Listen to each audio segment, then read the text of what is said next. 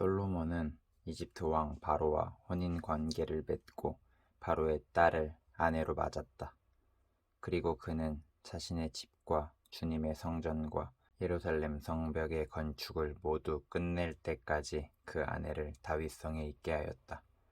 주님께 예배드릴 성전이 그때까지도 건축되지 않았으므로 백성은 그때까지 여러 곳에 있는 산당에서 제사를 드렸다. 솔로몬은 주님을 사랑하였으며 자기 아버지 다윗의 법도를 따랐으나 그도 여러 산당에서 제사를 드리며 분향하였다. 기브온에 제일 유명한 산당이 있었으므로 왕은 늘 그곳에 가서 제사를 드렸다. 솔로몬이 그때까지 그 제단에 바친 번제물은 1000마리가 넘을 것이다. 한 번은 왕이 그리로 제사를 드리러 갔는데 그날 밤에 기브온에서 주님께서 꿈에 솔로몬에게 나타나셨다. 하나님께서 말씀하시기를 내가 너에게 무엇을 주기를 바라느냐 나에게 구하여라 하셨다. 솔로몬이 대답하였다. 주님께서는 주님의 종이요 나의 아버지인 다윗이 진실과 공의와 정직한 마음으로 주님을 모시고 살았다고 해서 큰 은혜를 베풀어 주시고 또 그 큰 은혜로 그를 지켜주셔서 오늘과 같이 이렇게 그 보좌에 앉을 아들까지 주셨습니다. 그러나 주 나의 하나님 주님께서는 내가 아직 어린아이인데도 나의 아버지 다윗의 뒤를 이어서 주님의 종인 나를 왕이 되게 하셨습니다. 나는 아직 나가고 들어오고 하는 처신을 제대로 할 줄 모릅니다. 주님의 종은 주님께서 선택하신 백성, 곧 그 수를 셀 수도 없고 계산을 할 수도 없을 만큼 큰 백성 가운데 하나일 뿐입니다. 그러므로 주님의 종에게 지혜로운 마음을 주셔서 주님의 백성을 재판하고 선과 악을 분별할 수 있게 해주시기를 바랍니다. 이렇게 많은 주님의 백성을 누가 재판할 수 있겠습니까? 주님께서 솔로몬이 이렇게 정한 것이 마음에 드셨다. 그러므로 하나님께서 그에게 말씀하셨다.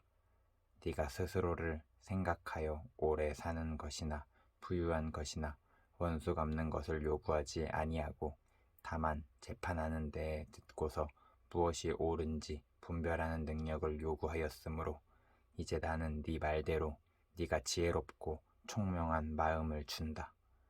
너와 같은 사람이 너보다 앞에도 없고 네 뒤에도 없을 것이다.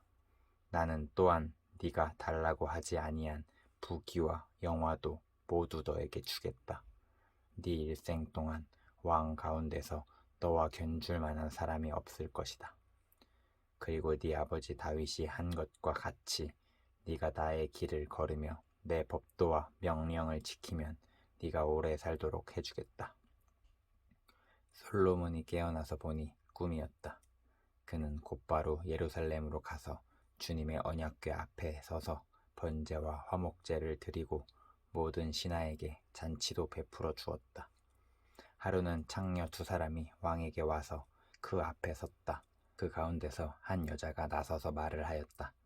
임금님께 아뢰입니다. 저희 2사람은 한 집에 살고 있습니다. 제가 아이를 낳을 때 저 여자도 저와 함께 있었습니다. 그리고 제가 아이를 낳은 지 사흘 만에 저 여자도 아이를 낳았습니다. 그 집안에는 우리 둘만 있을 뿐이고 다른 사람은 아무도 없습니다. 그런데 저 여자가 잠을 자다가 그만 잘못하여 자기의 아이를 깔아 뭉개었으므로 그 아들은 그날 밤에 죽었습니다. 그런데 이 종이 깊이 잠든 사이에 저 여자가 한밤중에 일어나서 아이를 바꾸었습니다. 저의 옆에 누워있는 저의 아들을 데리고 가서 자기 품에 두고 자기의 죽은 아들을 저의 품에 뉘었습니다. 제가 새벽에 저의 아들에게 젖을 먹이려고 일어나서 보니 아이가 죽어 있었습니다. 아침에 제가 자세히 들여다보았는데 그 아이는 제가 낳은 아들이 아니었습니다. 그러자 다른 여자가 대들었다. 그렇지 않다는 것이었다. 살아있는 아이가 자기의 아들이고 죽은 아이는 다른 여자의 아들이라고 우겼다. 먼저 말을 한 여자도 지지 않고 살아있는 아기가 자기 아들이고 죽은 아이는 자기의 아들이 아니라고 맞섰다. 그들은 이렇게 왕 앞에서 다투었다. 왕은 속으로 생각하였다. 2 여자가 서로 살아있는 아이를 자기의 아들이라고 하고 죽은 아이를 다른 여자의 아들이라고 한다. 그렇다면 좋은 수가 있다. 왕은 신하들에게 칼을 가져오게 하였다. 신하들이 칼을 왕 앞으로 가져오니 왕이 명령을 내렸다. 살아있는 이 아이를 둘로 나누어서 반쪽은 이 여자에게 주고 다른 반쪽은 저 여자에게 주어라. 그러자 살아있는 그 아이의 어머니는 자기 아들에 대한 모정이 불타올라 왕에게 애원하였다. 제발 임금님, 살아있는 이 아이를 저 여자에게 주시어도 좋으니 아이를 죽이지는 말아 주십시오. 그러나 다른 여자는 어차피 내 아이도 안 될 터고 네 아이도 안 될 터니 차라리 나누어 가지자 하고 말하였다. 그때 드디어 왕이 명령을 내렸다. 살아있는 아이를 죽이지 말고 아이를 양보한 저 여자에게 주어라. 저 여자가 그 아이의 어머니이다. 모든 이스라엘 사람이 왕이 재판한 판결 소식을 들었다. 그리고 백성들은 왕이 재판할 때에 하나님께서 주시는 지혜로 공정하게 판단한다는 것을 알고 왕을 두려워하였다.